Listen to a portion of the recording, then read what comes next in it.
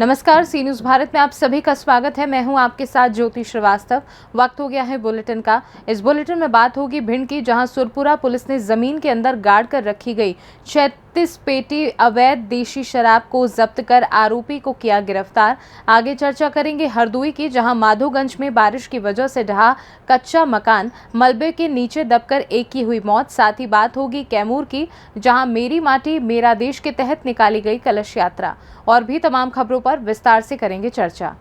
Surpura police ने जमीन के अंदर गाड़ कर रखी 36 पेटी अवैध देशी शराब जब्त कर आरोपी को गिरफ्तार किया है। आगामी विधानसभा चुनाव को देखते हुए सभी जिलों में अवैध शराब के विरुद्ध कार्यवाही हेतु निर्देशित किया गया था, जिस पर पुलिस थाना प्रभारी सुरपुरा उप निरीक्षक अमित सिकरवार को विश्वसनीय मुखबिर से सूचना प्राप्त हुई कि ग्राम चिलौंगा में बड़ी मात्रा में शराब इकट्ठी की गई है, जिसे जमीन में छुपा कर रखा गया है।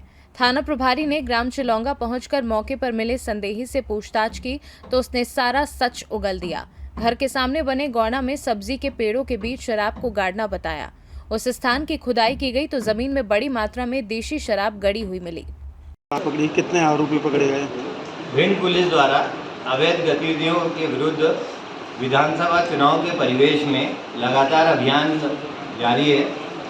इसी क्रम में थाना सुरपुरा को एक सूचना प्राप्त हुई थी कि ग्राम तिलोंगा के पास एक स्थान पर अवैध शराब भारी मात्रा में छुपा के रखी गई है, जिस पर से नियत स्थान पर दबिश दी गई और वहाँ ये पाया गया कि काफ़ी मात्रा में शराब गाड़ के रखी है, जिसको पुलिस पार्टी द्वारा खोद कर निकाला गया। तो कुल 36 पेटी 1800 पाव ये जब्त किए गई है, अवैध शराब जब्त की गई है। एक आरोपी को गिरफ्तार किया गया है। धारा 34(2) का प्रकरण पंजीबद्ध किया गया है।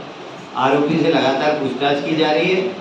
कुल मशरूका 1,30,000 का जब्त हुआ है और ये शराब कहां से आई थी और इसमें अन्य कौन लोग लिप्त हैं, सभी पहलुओं पे विवेचना जारी है। आरोपी से पूछताछ कर अग्रिम कार्रवाई की जाए। ये शराब अंग्रेजी थी या देसी थी? दूसरी ये यहाँ पे बनाई गई है, क्या है? ये अवैध देशी शराब है और अभी इसकी जो बॉटल इत्यादि है उसके पूरे उससे जानकारी ली जाएगी कि क्या ये कहीं किसी दुकान से ली गई है या कहाँ से आई है।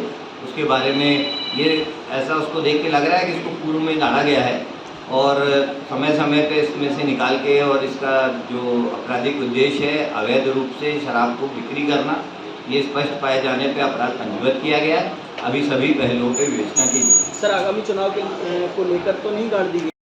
भिंड से सी न्यूज़ संवाददाता विनोद शर्मा की रिपोर्ट।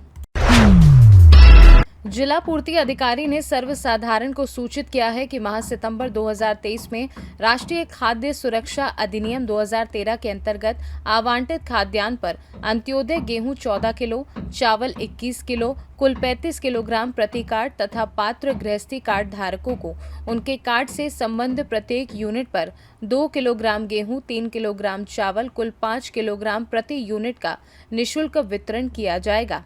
अंत्योदय कार्ड धारकों को माह जुलाई, अगस्त व सितंबर 2023 त्रैमास के सापेक्ष 3 किलोग्राम चीनी प्रति कार्ड 18 प्रति किलोग्राम दर से कुल 54 रुपए में वितरित की जाएगी। मैम, आज ये रैली का शुभारंभ रहा है, किस संबंध में रहा है? ये हमारी पोषण रैली हुई का शुभारंभ आज विकास भवन से किया गया है। पोषण रैली बेसिकली पोषण, अभी सितंबर पोषण माह चल रहा है और जो कुपोषण के विरुद्ध बेसिकली एक अभियान चलाया जा रहा है और इसमें पोषण से संबंधित जागरूकता करने के लिए रैली की गई है, जिसमें सभी आंगनवाड़ी कार्यकर्तियों ने अपने प्रॉपर ड्रेस में पार्टिसिपेट किया है। उनके द्वारा मिलेट्स की रंगोली भी बनाई गई है ताकि जो एक G20 का भी प्रचार इसमें किया गया है और जो इंटरनेशनल ईयर ऑफ मिलेट्स है उसका भी प्रचार किया गया है। आज एक वैन का भी फ्लैगिंग ऑफ हुआ है। ये वैन इस समय अभी इसको शहरी क्षेत्र में ज़्यादा से ज़्यादा, क्योंकि वहाँ पे जागरूकता की कमी ज़्यादा है इस समय, तो वहाँ पे ये वैन घूम घूम कर प्रचार प्रसार करेगी कुपोषण के विरुद्ध और पोषण के लिए क्या क्या करना चाहिए उसके बारे में। फिरोजाबाद से कैमरा पर्सन ताहिर सिद्दीकी के साथ फरमान बबलू की खास रिपोर्ट। हरदोई के विकासखंड माधोगंज क्षेत्र के ग्राम पंचायत समूखा नेवादा में बारिश की वजह से कच्चा मकान ढह गया। कच्चा मकान गिरने की वजह से गाय के मलबे के नीचे दबकर मौत हो गई।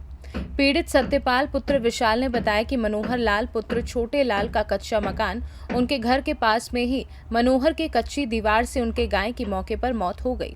सत्यपाल ने बताया कि उनकी गाय 5 लीटर दूध भी देती थी। वहीं दीवार गिरने वाले व्यक्ति ने बताया कि हमारा आवास था, किंतु हमें आवास का लाभ नहीं मिला।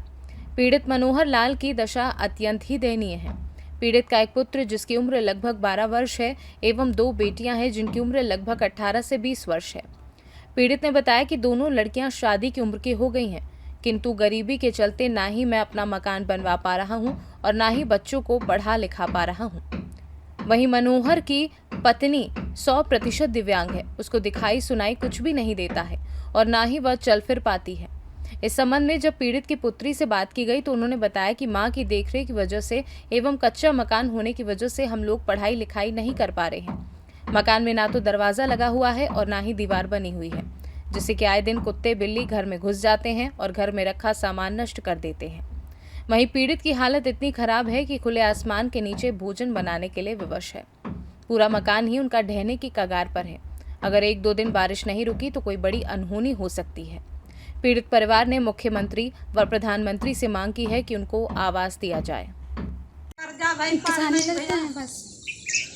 आप दोनों बहने हैं? जी। पढ़ने जाती हैं? क्यों नहीं जाते हैं?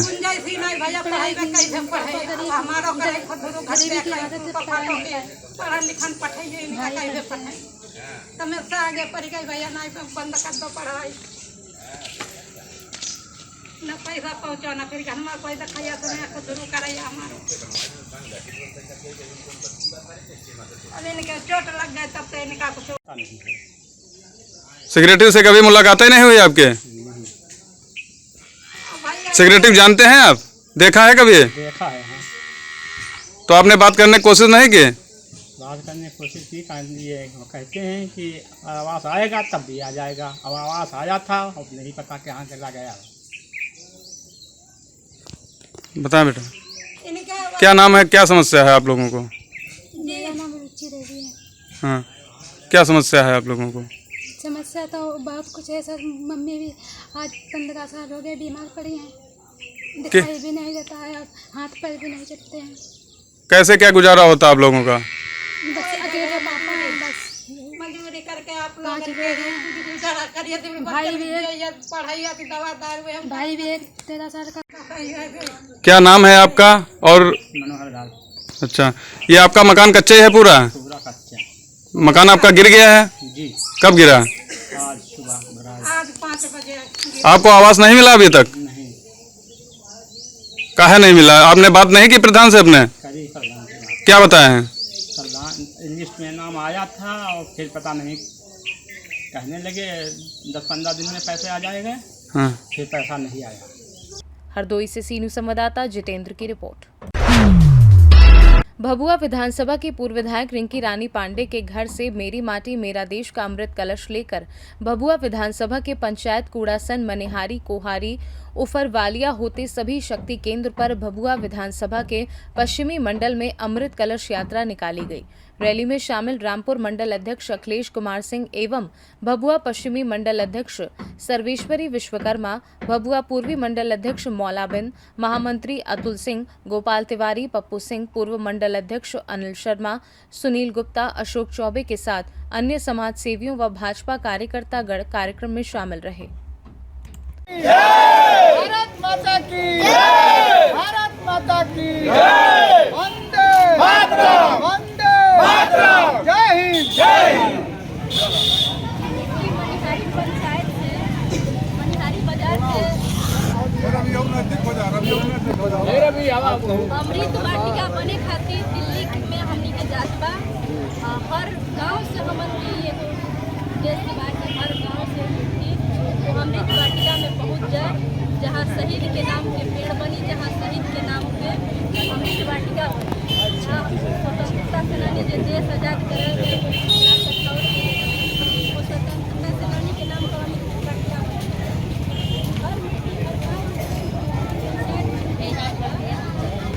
यही मिट्टी से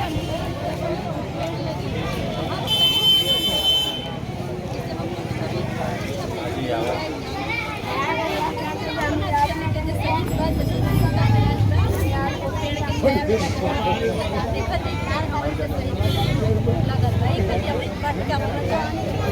गाँव के बेटी हमने के लेके उधर पहुंचे। कैमूर से सीनू संवाददाता ओम प्रकाश तिवारी की रिपोर्ट। कला संस्कृति एवं युवा विभाग तथा जिला प्रशासन के संयुक्त तत्वाधान में लिच्छवी भवन बबुआ कैमूर में जिला पदाधिकारी कैमूर सावन कुमार के द्वारा जिला स्तरीय युवा उत्सव कार्यक्रम का उद्घाटन दीप प्रज्वलित कर किया गया। समारोह में सभी विद्यार्थियों के लिए योग्य चयनित प्रतिभागियों को राज्य स्तरीय युवा उत्सव में अपनी कला के जौहर दिखाने के लिए चयनित किया गया। राज्य स्तरीय प्रतियोगिता में श्रेष्ठ चयनित प्रतिभागी राष्ट्रीय स्तर पर युवा उत्सव में शामिल होंगे। कार्यक्रम में सभी अतिथियों को बुके प्रदान कर सम्मानित किया गया। साथ ही सभी चयनित उत्कृष्ट प्रतिभागियों को प्रशस्ति पत्र एवं मोमेंटो देकर सम्मानित किया गया। इस अवसर पर अपर समाहर्ता उप विकास आयुक्त जिला परिवहन पदाधिकारी नजारत उप समाहर्ता प्रभारी पदाधिकारी कला संस्कृति एवं युवा विभाग सहित अन्य लोग मौजूद थे। जिला स्तरीय हमारे विकास के एक अभिन्न मानदंड को तय करती है, कैसे उसको अक्षुण्ण रखें और साथ ही साथ आने वाले पीढ़ी को भी इसको हस्तांतरण किया जाए।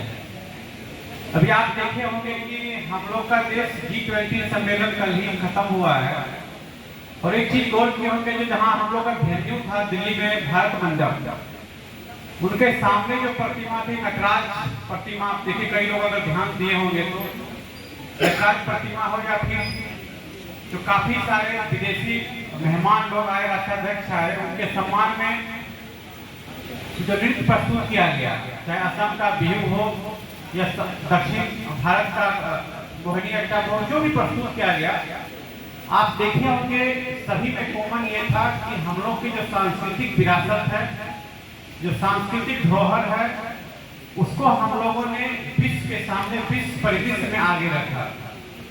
ये हम लोग को दिखाता है कि हम प्रगति के साथ साथ जो हमारे जीवन को जोड़ने की जो अमूल्य कड़ी है, जो मूल्य धरोहर है, उसको भी बनाए रखना है।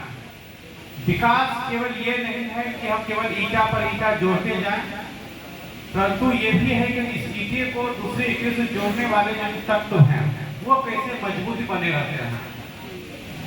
ये जो युवा महोत्सव कार्यक्रम यहाँ पर आज किया जा रहा है, जिसका उद्देश्य है कि हमारे जो नई पीढ़ी आ रहे हैं उनके बीच कैसे ज्ञान के अलावे सांस्कृतिक ज्ञान को, सांस्कृतिक महत्व के जो हमारे अंग है, उन सभी से आप लोगों को परिचय कराया जाए और साथ ही साथ इसको कैसे हम आने वाले पीढ़ी में इसको हम ट्रांसफर करें।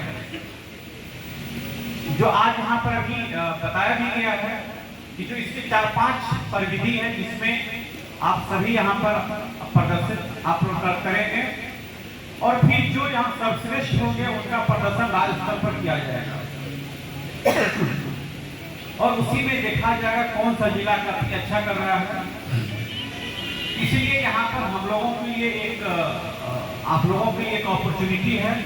आप जो प्रदर्शन आपका से संगीत हो, चाहे नृत्य हो, जो नाट्य विधि हो या चक्षु कला हो, जिसमें आप अपनी अभिरुचि दे रहे हैं, आप उसमें अपना बेस्ट दें और साथ ही साथ जो लोग इस बार अगर सफल नहीं हो पाए, आप लोग वापस विद्यालय जाइएगा। आपके कुछ जूनियर होंगे, कुछ आपके सीनियर होंगे, फिर अगले साल ये कार्यक्रम आयोजित की जाएगी। आप अभी से अगले साल की तैयारी शुरू कर दीजिए, ताकि अगर इस साल कुछ छूट गए हो तो जरूर आप अगले साल राज्य स्तर पर, राष्ट्र स्तर पर आपको इस प्रकार के कार्यक्रम में भाग लेने का और साथ ही साथ आपके अंदर जो कला है, जो प्रविधि है आपके अंदर, उसको और निखारते हुए आप अपनी पहुंच राष्ट्रीय परिदृश्य पटल पर इसको बना रहे हैं। आप देखते होंगे कि लगातार कई प्रकार के जिला में भी कार्यक्रम होते हैं, चाहे वो हम लोग का मुंडेश्वरी महोत्सव हो या फिर राज्य स्तर पर काफी सारे महोत्सव होते रहते हैं। मिथिला महोत्सव हो, अंगिका महोत्सव हो, हर एक जिले वाले महोत्सव होते रहते हैं और उसमें लगातार कलाकारों को चयन किया जाता है। इसके अलावा नाट्य अकादमी है, फिर पटना में भी है कला अकादमी है, वो भी काफी पैनल करके राज्य में हमेशा इस प्रकार के गतिविधि को आयोजित करते रहता है। इसका एक परिणाम ये होगा कि जो यहाँ पर सर्वश्रेष्ठ घोषित किए जाएंगे सभी मापदंडों पर, वो निश्चित रूप से उनको इम्पेनल किया जाएगा और आने वाले समय में, आने वाले वर्षों में आप देखिएगा, इसको लगातार आपको मौका मिलेगा अपने जो आर्ट है उसको परफॉर्म करने का। तो आपसे ये अनुरोध है कि आप यहाँ पर अच्छे से अपने परफॉर्मेंस को दीजिए। जो जजेज है उनसे भी अनुरोध होगा कि आप ऑब्जेक्टिव पैरामीटर रखिए, चयन करने में उसकी जो गुणवत्ता है, उसके जो कलात्मक प्रविधि है उस पर आप मूल्यांकन करें, न कि ऑर्डर अपीयरेंस के आधार पर।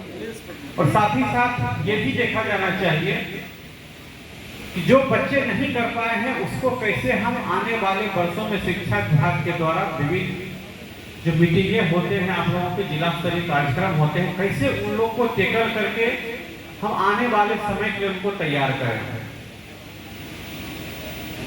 अभी काफी सारे जो हमारे शैक्षणिक विद्यालय हैं, चाहे वो सरकारी हो चाहे निजी हो, जहाँ पर काफी सारे इंस्ट्रूमेंट हैं, वहाँ पर शिक्षक भी हैं और इस प्रकार के उनको ट्रेनिंग दिया जा रहा है।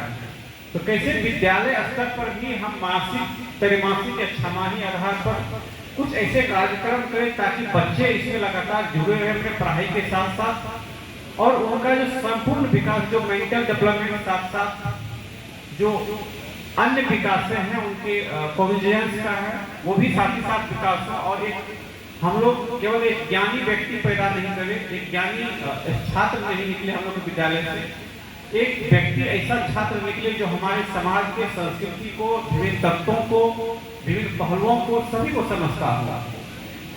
तभी जाके हम आने वाले पीढ़ी के लिए एक बेहतर समाज, एक बेहतर राष्ट्र, एक बेहतर राज्य निर्माण कर पाएंगे। आज के इस कार्यक्रम के लिए मैं आयोजनकर्ता को और साथ ही साथ आप सभी यहाँ पर छात्र बंधु हैं, हमारे पदाधिकारीगण हैं, आप सभी को विशेष रूप से मैं आभार प्रकट करता हूँ। साथ ही साथ ये रिक्वेस्ट करता हूँ कि आप लोग शांतिपूर्वक आप देखें इस कार्यक्रम को और जो चयन हो उसको आप सम्मान दें। और आने वाले समय में आपको हो सकता है आप ही में से कुछ लोग जाएंगे राज्य स्तर पर, तो उसको भी कैसे आगे प्रमोट करना है इस पर भी विशेष आप लोग से ध्यान दीजिए। आप सभी का बहुत बहुत आभार। धन्यवाद। कैमूर से सीनू संवाददाता ओम प्रकाश तिवारी की रिपोर्ट। फिलहाल के लिए बुलेटिन में बस इतना ही। देश दुनिया की तमाम खबरों को जानने के लिए आप देखते रहिए सी न्यूज़ भारत।